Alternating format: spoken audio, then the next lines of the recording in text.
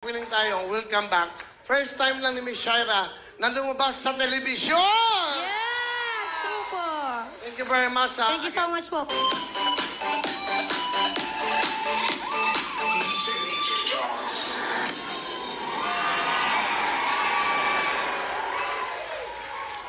Thank you very much, Shaira! Okay, mga kausap natin, kayo lang ako. Wow, sa mga kapatid nating Muslim, dapat proud na proud kayo. Number 1 ang kanyang kanta. Let's go! Ayan!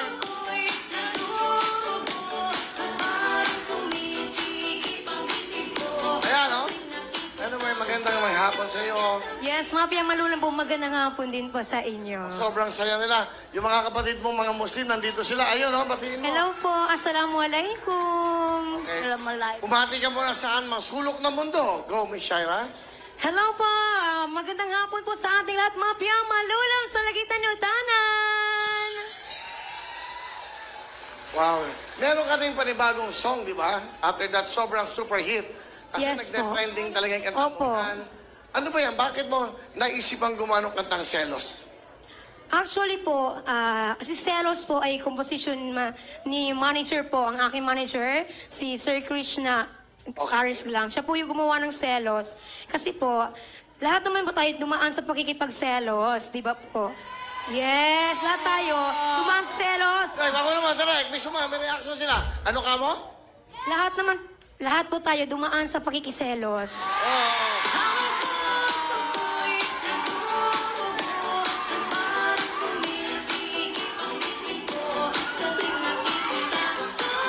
Yan.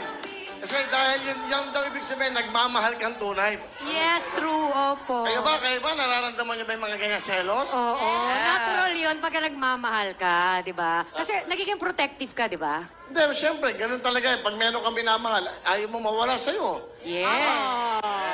Yung bang pagselos eh, masama ba yan? Ano ba sa tingin mo, Miss Shaira? Ano, masama ba ang selos? Hindi daw, direct, hindi daw masama ang selos.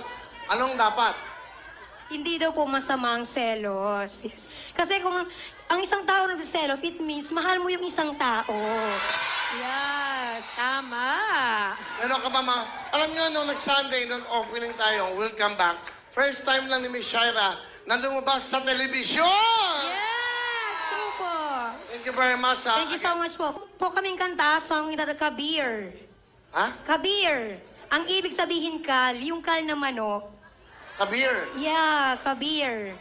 Kadir? Kabir, ang ibig sabihin yung manok na mataba, yung kal. Kabir.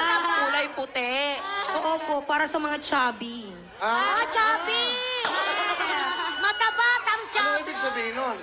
Para yung, di ba po, yung manok na kal, ba malalaki at mataba? Yes, kaya ginawa namin yung song para makarelate po sa mga chubby na katulad ko. Mataba na, chubby pa! Yeah, yan.